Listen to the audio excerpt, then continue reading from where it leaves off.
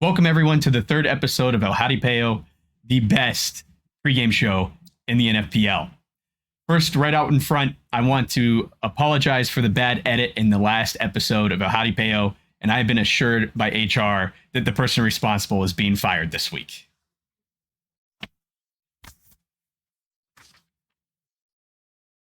Son of a...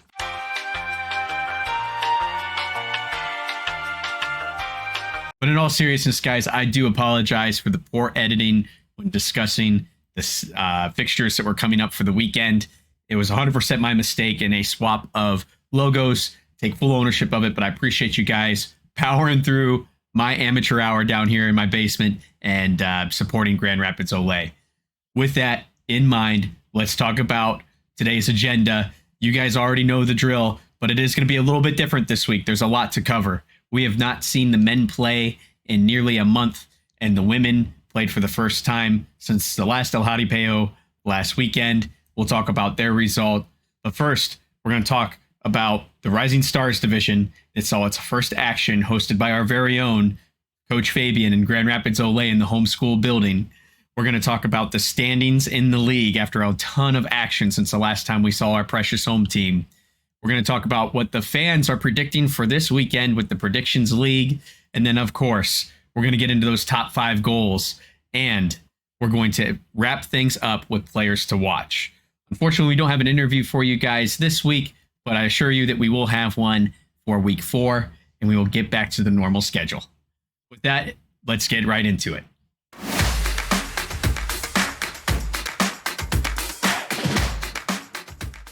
So the Rising Stars division was a brand new division announced in the offseason along with the addition of the women's division to the NFPL. It's something very exciting for the next generation of futsalers as it allows a platform for U19 teams to participate in special event weekends. This is not a traditional season. This, in a sense, is more of a learning opportunity for those interested in either taking a collegiate or professional or even just pursuing futsal further after high school with their careers. So over the last weekend, we saw the Rising Stars contest find its way to Grand Rapids. It was hosted by our very own Coach Fabian, who had courses set up with special guests like our very own Cole Russell, who talked about his collegiate path and mental strength in the game of futsal and in sports in general. And then, of course, we saw a round of games that saw everyone play each other. As a reminder, the Rising Stars division is comprised of the same teams as the women's division. We have our own Grand Rapids OLE, Michigan Futsal Factory from Ann Arbor, Futsal Indy from Indianapolis, and Columbus Futsal, of course, from Columbus, Ohio. And we saw Grand Rapids OLE win every single one of their games in emphatic fashion over that weekend. Great group of young men. The future is bright for OLE. The future is bright for futsalers coming out of our very own Grand Rapids. We saw Futsal Factory finish the weekend at 2-1. We saw Columbus Futsal have a successful season of 1-2 for the weekend. And then we saw Futsal Indy, who unfortunately, although they didn't win anything, I did happen to catch some of their gameplay on Grand Rapids OLE's Twitch, which you guys should definitely go check out for additional content if you want to catch more of the academy and other leagues going on in Grand Rapids, Michigan with futsal. Go to twitch.tv/Grand Rapids OLE to see more outside of what's just going on with our men's and women's team in the NFPL. And you can catch things like this. Even though Grand Rapids wasn't in action for most of the last month, there's been plenty of NFPL games to keep an eye out for on their YouTube channel. So we are going to take a look at the standings since the last time we met for the pregame show and see where everyone fell leading into this week. Starting in the new Southwest Division, we see an impressive start to the season with undefeated Brusa FC. They are 2-0-1, have yet to be beaten, and they are looking to continue on their winning ways going into the rest of this season. They have had a very impressive start and a very impressive home crowd that seems to be a bit of a fortress out in the Southwest to fight along in to try and get that away win. We also saw New Mexico Flagship in action. They actually lost on the road to Brusa, previously noted, but have still had a win against San Diego Voyagers. They are currently at 500 on the table. San Diego, as aforementioned, has seen a couple of losses, but has picked up a win along the way. And Colorado Futsal Academy are still looking for that first win, but has a game in hand against the rest of the division alongside New Mexico flagship. Looking at the Midwest, not much has changed as far as the order of operation, but we do see much more action out of the teams. Taking a look, starting at the top of the table is FC Trezub. They are at 6-0 and have yet to see a loss. Joy Athletic Club, their only loss against Trezub, and they are 2-1-1 after a surprise tie against Jenga last week. And then we have Cadence SFC. They showed up for some matches since the last time we talked, and they are currently at 2-3, coming away most recently with a victory from a very tough Jenga side. And then finally, we see Futsal Indy bringing up the rear. They are currently at 0-7, and it looks like their pursuit of a playoff is all but over. Looking at the Great Lakes Division, it's going to look a little different to you because Columbus Futsal currently sits on top on total points in the standings. They are 4-1-1. Looking down the table, you see Grand Rapids Ole, our very own, in second place, but they are undefeated. They have 2 games in hand, and we will see them start to pick up some matches here through the month of March that will catch them up with Columbus and rebalance the table. Jenga Futsal, playing in 7 matches so far this season, is 1-4-2. They came away with a very impressive lights out match of 12-12 against Joy Athletic Club since the last time we met. And then finally, Futsal Factory Academy is at 1-4. They're going to be looking to improve on their record. Surely on paper, a team that should have a couple more points than they currently do, and they'll be looking to turn things around. So we know where everybody is currently in the table. Now let's talk about what the challenges are ahead this weekend. Action actually begins Friday night as Futsal Factory Academy from Ann Arbor hosts Joy Athletic Club from Minneapolis, actually in Toledo, Ohio. And for those that don't know, there is a satellite for FFA in Toledo. Looks like they're going to bring some good old-fashioned NFPL action to Buckeye State in Toledo and see how Joy handles themselves at Owens Community College. Then Joy has to turn it right back around on the road trip and head up to Grand Rapids and face our beloved team in the rematch that's likely been circled on everybody's calendars. It's that championship rematch from last year. I am so excited for this match. It's the very first one I looked for on the schedule when they released it at the beginning of the season, and I cannot wait to see this fireworks show that we're going to get at Homeschool Building. The only women's match of the weekend is going to be Columbus Futsal's women's team hosting Futsal Factory Academy's women's team on Saturday at 7 p.m. This is going to be held at Westwood Fieldhouse, which is Columbus's home court, a fortress to play in. Going to be a tough one for them, for Ann Arbor as they travel to Columbus. Columbus looking to build on some recent successes. Let's see how they handle themselves at home as their season starts to wind down. Then we head to the Midwest Division and we see Futsal Indy play host to Trezub, and we will see who comes out on top from the top of the table versus the bottom of the table in the Midwest Division. Indy, of course, is hosts, but they have struggled against powerhouses like this all season. I'm curious to see how they handle this team at home. And finally, the Southwest Division will wrap up the night, and we will see San Diego Voyagers play host to New Mexico Flagship. It's a battle at mid-table, and I cannot wait to see how this thing pans out. If you're interested in catching some action from the Southwest Division, it has been absolutely incredible to watch so far, and you can catch San Diego play host to New Mexico at 9 p.m. Eastern Standard Time. This is going to be an absolutely wild match for our very own Grand Rapids Ole. I have fond memories of the match against Joy. I traveled up from my home state of Ohio just to catch the championship and spend some time with my favorite team, and cannot wait to see these guys try to repeat their success. Last year, we saw Joy be the only team in the league that was able to beat Grand Rapids Ole at home. The only loss on our record at all last year, and it was to Joy. Now, Grand Rapids was able to start their season by beating Joy on the road in Minneapolis, so that championship match was one for the ages because it was number 1 versus number 2 from the regular season, but it was also going to be a deciding factor in who was the elite team to end the season. Now we pick up this match again right where it left off.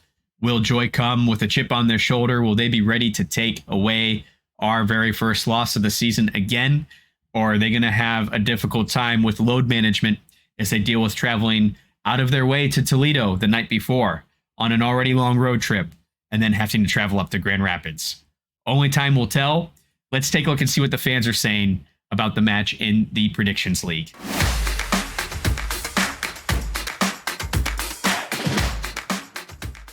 Well, as far as the fans are concerned, they weren't willing to take any risks on the favorites in the league. We see Joy Athletic favored in 100% confidence on their trip to Toledo to play Michigan Futsal Factory. We see Grand Rapids Ole, the 100% walk-away winners for their game, according to the fans in the Predictions League. And of course, Trizub is looking like the absolute favorite to beat Futsal Indy, who have not shown well so far this season. It's going to be very interesting to see how this table shakes up with everyone voting the same way. There won't be much change in the fan standings as far as the Predictions League is concerned, but everyone will have eyes on this game this weekend. Joy is not to be underestimated. They have a very, very foundationally strong team with young talent. They're going to be up for the challenge and are certainly going to have a little extra boost looking for that revenge to alleviate the chip on their shoulder. What do you guys think? Make sure you sound off in the comments on how you think this weekend's going to go, and feel free to join us in our Discord channel to play along in the Predictions League. But without further ado, let's get into the top 5 goals since the last time we saw each other. We got 2 games to pick from for the women, the 1 for the men. Let's see who came out shining the brightest.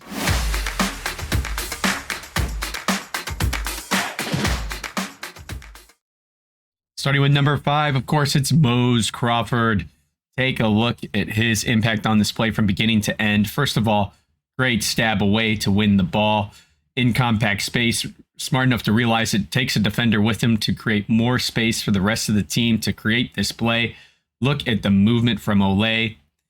First shot from Alexis is deflected, but very selflessly finds MOSE when he collects his own deflection and gets a second chance. Take a look again.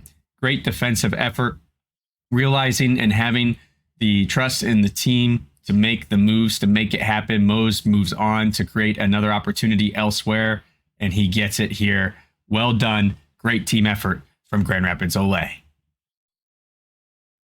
Look at number 4. It's MARGERET PARIARD. This thing, 3, 2, 1, blast off.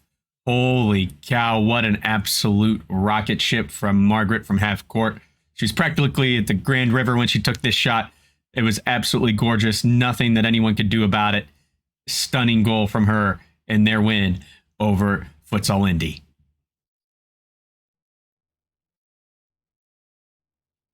Now we go to the other women's match that we haven't seen since the last time we met. It's CITALI Luna. She had 2 great goals in this match, and this one was just an absolute beauty. Smart looks up play and sees that the goalkeeper is still way out of position after trying a 5th attacker play on a kick-in. She very smartly handles the first defender who overcommits to the ball and then puts this goal on a waffle cone. What a scoop and what a beautiful goal from CITALI Luna. Number 2, Alexis Mendez. Alexis was absolutely amazing in this Indy match. He had a plethora of assists that were absolutely gorgeous. Look at this here. Play starts out of the back. Beautiful back heel. Call him as you'd like. No pressure. Very well done. There it is again. See you later. That ball rolls right into that back corner. No one can get to it in time. Absolutely gorgeous opportunity. Number 1, it's Chris Mendez. Now, take a look at this goal. It may not be what you expect from a number 1 top goal here, but this is the very beginning of the match against Futsal Indy. As you can see, big plays here, rotating the ball, doing what Ole does best. But look what happens next. The whole team runs over to dedicate this goal to our favorite commentator, Rudy. Absolutely great family feeling from our boys in Ole. Let's listen into Rudy's reaction to the dedication. The finals last season, losing to the runner-up, Joy, but Grand Rapids Ole was the one that took it down, and you see why, because we've got the first goal.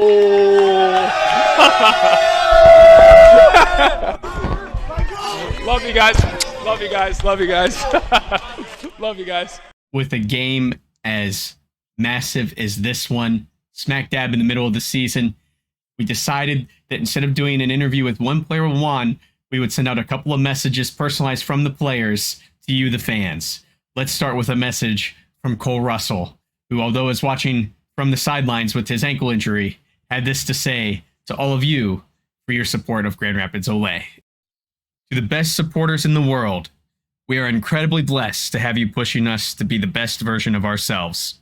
Because of that, we are in a good position to finish out the last month of games. The game this weekend is one of the biggest yet, Ole vs. Joy. This game will be a ton of fun, and we are looking forward to seeing you pack the house yet again. Te necesitamos más que nunca. Vamos Ole. See you Saturday at 7 p.m. But that's not the only message from the players. Our very own Sammy Esquivel had this message for you guys before we lead into the game this Saturday. Ole family, the team and I are beyond grateful on how everyone has been supporting us and helping us achieve our goal this year. You guys are the ultimate sixth man. We cannot do this without you guys and need all the support and encouragement we can get. Get ready for a battle this Saturday, a battle we won't lose with you guys there.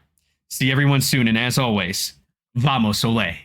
So there you have it, guys. It's the message from the family to the family, taking that family atmosphere that makes this team so successful, extending it to you guys, the fans. You are a part of this family, and we need our family more than ever for the biggest game in the league so far. Joy coming to our house against Ole. Make sure you come out and support. And now, without further ado, I leave you in the capable hands of the man whose life is judicious and his commentary is auspicious. Let's kick it to Rudy.